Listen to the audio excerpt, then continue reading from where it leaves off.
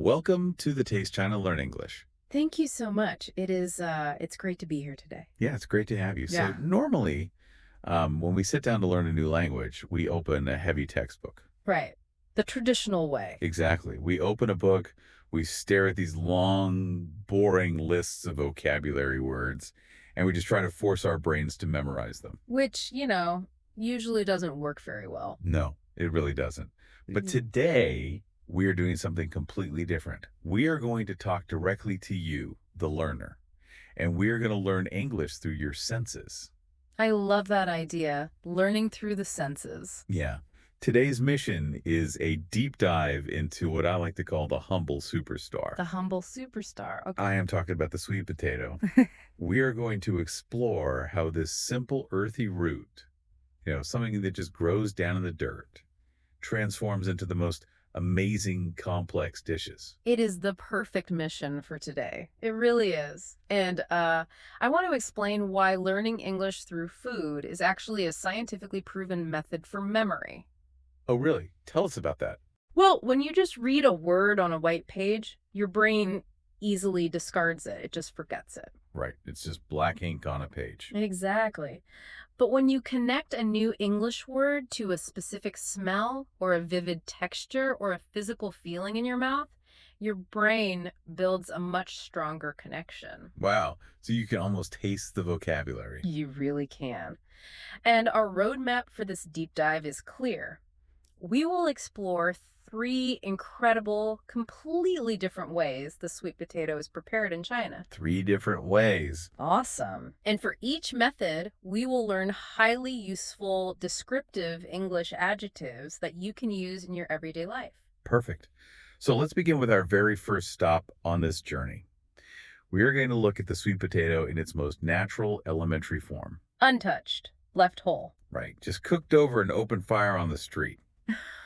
I want you, the listener, to really paint this picture in your mind. Imagine it clearly. You are walking down a street in northern China. It is the absolute middle of winter. And it gets very cold there. Freezing. The air is so freezing cold that your breath forms white clouds in front of your face. Oh, yeah. Your boots are crunching loudly on the hard snow. You are wearing a heavy, thick winter coat, and your hands are freezing. Just completely numb. Exactly. Yeah. And then the wind blows, and you smell it before you even see the food cart. Oh, that smell is unmistakable. It is a deeply smoky aroma. Smoky. Let's look at that word. Yes, smoky, S-M-O-K-Y.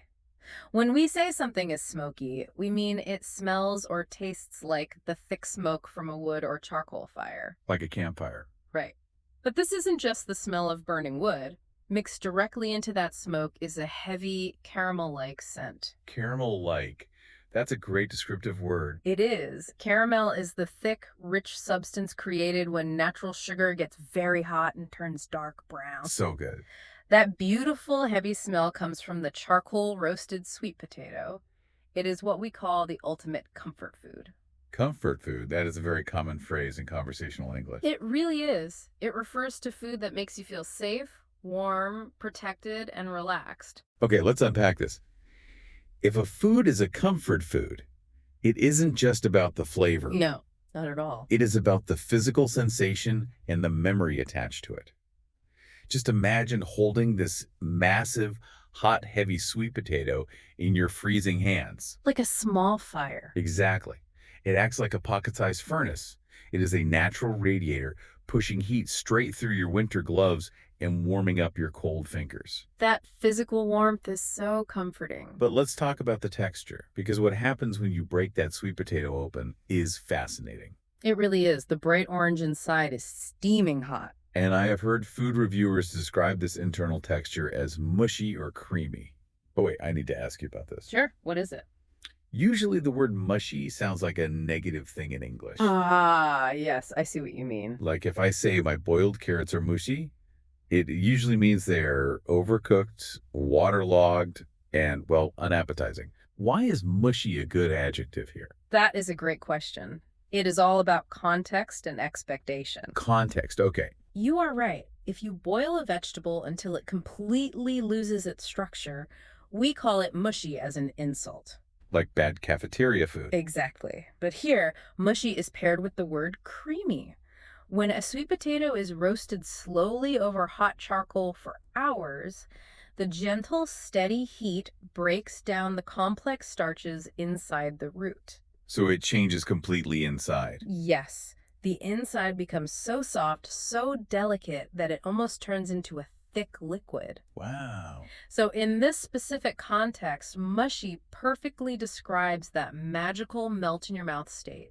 It requires absolutely no chewing from your teeth. You just swallow it. Right, it just coats your tongue with a rich, natural creaminess. And by the way, you can use mushy outside of food too. Oh, really? How? Well, if a movie has too much romance and crying, we might call it a mushy movie. Oh, yeah. Like a mushy romantic comedy. That makes perfect sense. So it is about that physical softness. Exactly. But we cannot forget about the outside, the skin of the sweet potato. When it sits directly on those red hot coals, the skin gets slightly charred. Charred. That is a fantastic descriptive word. Let's spell it. Charred. Charred. It means slightly blackened or burned on the surface by direct fire. And when that rough skin gets charred, the sweet natural sugars from inside the potato actually leak out. Yes, the heat pushes them out. They bubble and sizzle on the hot skin. It releases this dark, sweet, burnt sugar smell right into the cold winter air. Honestly, it's completely irresistible. Irresistible, meaning you just cannot resist it. Right. Your desire for it is so strong that you cannot walk past it. You simply must stop and buy one. The sharp contrast is exactly what makes it so irresistible. You have the rough, tough, charred skin on the outside, smelling strongly of dark smoke and burnt sugar. And then, completely hidden inside, you have this bright orange, sweet, mushy, creamy center. It is a perfect natural package. It really is. So we've seen how the sweet potato's natural sugars slowly break down and leak out over hours on a slow fire. Very slow. But what happens when a chef takes that exact same sweet potato and completely changes the environment, applying high heat and rapid kitchen chemistry? Oh, we get a totally different result. We are moving off the freezing, quiet winter street. We are going indoors into a warm, bright, noisy A restaurant. completely different scene. We are taking this simple street food and turning it into a complex, visually stunning dish. We are talking about the famous pull-out silk sweet potato. Pull out silk. Yes. In Chinese, this is known as basi digra. This specific dish is famous for being a party favorite. A party favorite. That means it's a food everyone loves. Exactly. A party favorite is an item that is always popular with a large crowd. It is something you order when you are sitting at a large round table with a big group of friends celebrating a special occasion. Like a birthday or a holiday. Right. And it is not just a dish to eat, it is a visual masterpiece. Visual masterpiece. Visual means related to seeing, or your eyes. And a masterpiece is a great, flawless work of art. When the waiter brings this dish to the busy table, the conversation usually just stops. Everyone wants to look at it. It demands attention. The chef has cut the sweet potato into geometric chunks, cooked them, and coated them in a thick sugar layer. But the textures here are completely different from the soft roasted street potato. Completely opposite. This restaurant dish is crunchy on the outside. Crunchy means it makes a loud, sharp, crisp sound when you bite into it, like crunch. Crunch.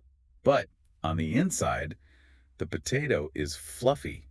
Fluffy means it is light, soft, and full of tiny pockets of air. Let's expand on that word, fluffy. F-L-U-F-F-Y.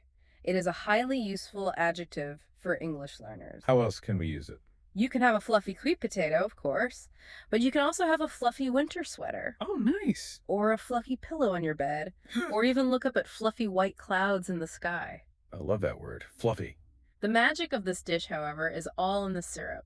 Syrup is a thick, sticky, very sweet liquid. Like maple syrup on pancakes. Exactly. The sweet potato pieces are completely coated in a hot melted sugar syrup. The most famous part of this dish, the pull-out silk action, happens when you pick up a piece of the sweet potato with your wooden chopsticks. Okay, picture this. As you lift the piece high into the air, moving it away from the plate, the hot syrup stretches. It creates long, thin, golden threads of sugar in the air. threads, like sewing thread. Yes, a thread is like a very thin, delicate piece of string. Here's where it gets really interesting. I want to talk about how the chef actually makes that syrup. They use a high heat cooking technique called caramelizing. Yes, caramelizing. But wait, I want to push back on this terminology a little bit. Okay, go ahead. Isn't caramelizing just a fancy, polite culinary word for burning sugar? I mean, sugar burns incredibly easily in a hot pan. It does, very fast. So how do they stop the dish from just tasting like bitter, dark, burnt toast? What's fascinating here is the delicate split-second chemistry happening in the kitchen. Split-second chemistry. Yes. Caramelizing is absolutely not just burning. Burning destroys the flavor compounds and leaves a bitter carbon taste. Yuck. Caramelizing is a complete chemical transformation. It requires a perfect, highly controlled balance of temperature. So it's very precise. Incredibly precise. The chef is heating the sugar just enough to change its molecular structure. They melt it down so it becomes completely glossy. Glossy. Let's define that. Glossy means it is incredibly shiny and reflects the light, almost like a wet mirror. So it has to look like shiny, reflective glass, not dark, dull ash. It is about catching the light. Precisely, catching the light. The chef stops the cooking process at the exact right second. If they leave the pan on the fire for 10 seconds too long, the glossy sugar turns black and burns. 10 seconds makes all the difference. But when they get the timing right, that thick, glossy syrup coats the fluffy chunks of sweet potato. And here is the interactive part. This is the fun part. When that hot syrup hits the cool air of the restaurant, or when you dip the piece quickly into a small bowl of cold water provided at the table, that sugar syrup instantly hardens. Just boom. Hardens like glass. It creates a structural glass-like shell around the potato. That is what gives you that loud, amazing, crunchy sound when you bite down. Right before your teeth sink into the soft, warm, fluffy potato inside. It really is a masterpiece of temperature, timing, and contrast.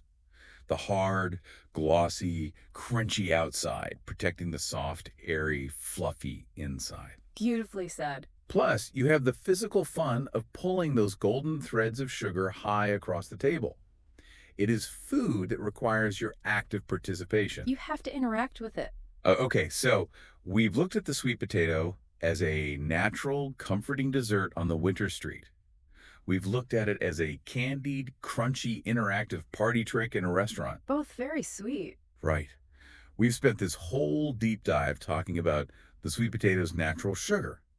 But if we strip all that sugar away, what are we left with? We're left with pure starch. And that completely changes the rules. We are leaving the world of desserts and sweets entirely. Wow. We are going to explore how this earthy root transforms into a savory, spicy, slurpable noodle. A slurpable noodle.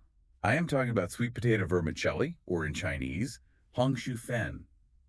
Savory, by the way, is an important vocabulary word. Very important. It describes food that is salty, meaty, or spicy, rather than sweet.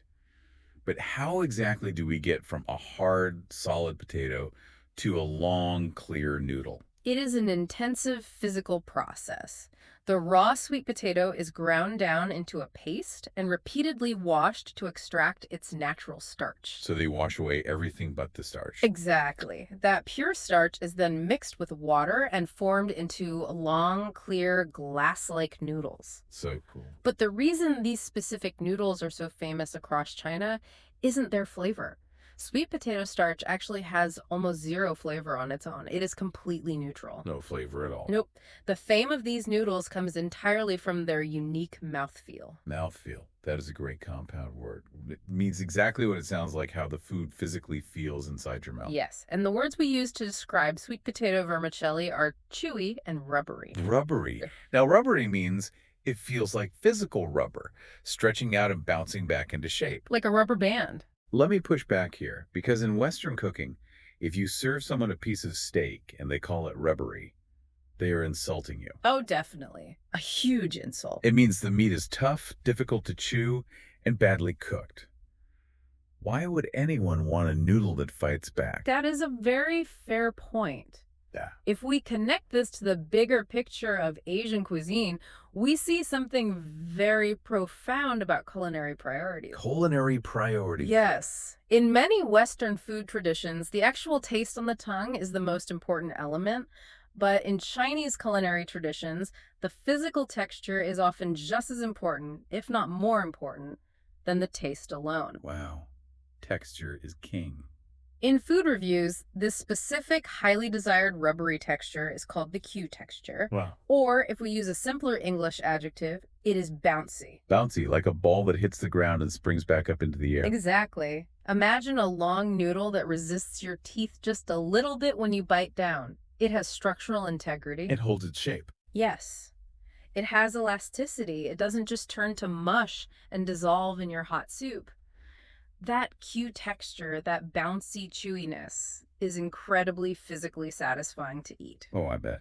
And just like our other adjectives, bouncy is useful everywhere. You can have a bouncy rubber ball, a bouncy mattress on a bed, or even describe a happy, energetic person as having a bouncy personality. Oh, I like that. A bouncy personality. Yes, sir. So what does this all mean for the person actually eating the soup? If the bouncy noodle itself doesn't have any real flavor, why is it the star ingredient in these massive, rich, spicy bowls of broth? Because of what the noodle does in the soup. I like to think of these sweet potato noodles as tiny, bouncy flavor sponges.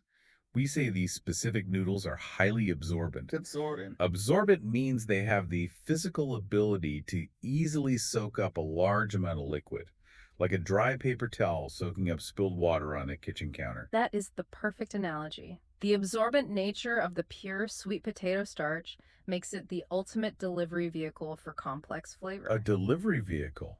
Yes. And because it acts like a sponge, the chef has to be incredibly precise with the broth's seasoning. In dishes like hot and sour sweet potato noodles, the broth is intensely powerful. So strong. It is heavily spiced, it is sharply sour from dark vinegar, it is rich with chili oil. Because the vermicelli is so highly absorbent, it drinks up all of that powerful, complex liquid directly into its structure. Wow. So when you lift your chopsticks and slurp up that long, slippery, bouncy noodle, you aren't just eating flavorless starch. You're getting a massive explosion of flavor in your mouth. An explosion. An explosion is a sudden, violent, powerful burst of energy.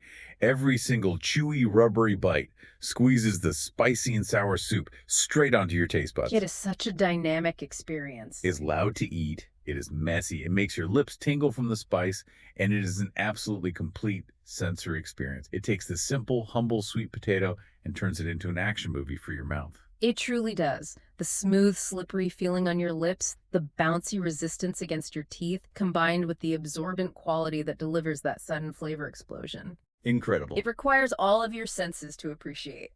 We have covered an incredible amount of ground today. We've traveled from freezing, quiet winter streets to busy, noisy restaurants, all the way to spicy, steaming noodle shops. It has been quite a journey. Let's take a moment to do a clear, slow vocabulary roundup. We will review our sweet potato word bank so you, the learner, can lock these English words firmly into your memory. Let's begin our review.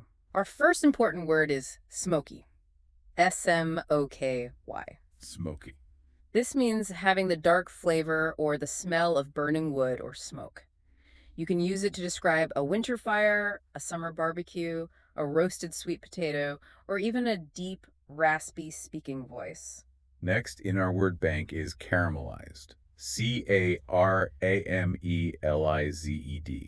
Caramelized. A very useful cooking word. This is the precise high-heat cooking process where natural sugar is melted until it turns brown, sweet, and eventually forms a glossy, hard shell. It is the kitchen chemistry that makes the outside of the pull-out silk sweet potato so incredibly crunchy. Our third highly descriptive word is fluffy. F-L-U-F-F-Y. Fluffy. Soft and airy. Yes. Fluffy means very light, soft, and full of air. We used it to describe the warm, soft inside of the cooked restaurant sweet potato. But you can also use it to describe a thick winter coat, a comfortable pillow, or the clouds outside your window. And our final word for today's bank is absorbent. A-B-S-O-R-B-E-N-T. Absorbent. Like a sponge. Exactly. Absorbent means having the physical ability to soak up liquid easily and hold it inside, just like a dry paper towel or the bouncy sweet potato noodles soaking up the heavy, spicy sour soup. You can even use it for people, too. Really? Yes, you can use it to describe a smart student who learns quickly. They have an absorbent mind. Oh, I love that. An absorbent mind. Well, those are four excellent, highly versatile adjectives that you can start using in your everyday English conversations immediately. Yes, try to use them today. Well, I have to be completely honest with you. Talking about the smoky, charred skin on a freezing street, the glossy, caramelized threads in a restaurant, and the absorbent, bouncy noodles swimming in chili oil. Getting hungry. All this descriptive food talk Right. actually has me craving a sweet potato right now. I don't think I can sit here in the studio any longer. I don't blame you at all. I'm going to grab my heavy winter coat, walk down the street, and find a hot, roasted, smoky sweet potato. It is the perfect day for it. But before we finish our lesson, this deep dive raises an important question for our listener. Oh, okay. What is it? I want to leave you with a specific thought to ponder. We just saw how a simple, humble root pulled directly from the dirt can hide so many radically different textures. Just from one potato. Right. Depending entirely on how you apply heat and technique, it can be mushy, crunchy, fluffy, or bouncy. So look around your own kitchen today. Look in the cupboards. What other basic, everyday ingredients are sitting on your counter right now, secretly hiding transforming superpowers, just waiting for the exact right cooking method to unlock them? That is brilliant thought. Food is full of hidden magic, and so is the English language. Thank you so much for joining us on this sensory journey today. Thanks for having me. If you enjoyed learning English through your senses and exploring the deep culinary traditions of China, please take a moment to like this video, share it with your fellow English learners, and subscribe to our channel. Please do. Your support helps us keep making these deep dives for you. Keep practicing those new descriptive words, keep exploring new flavors in your own kitchen, and we will see you next time.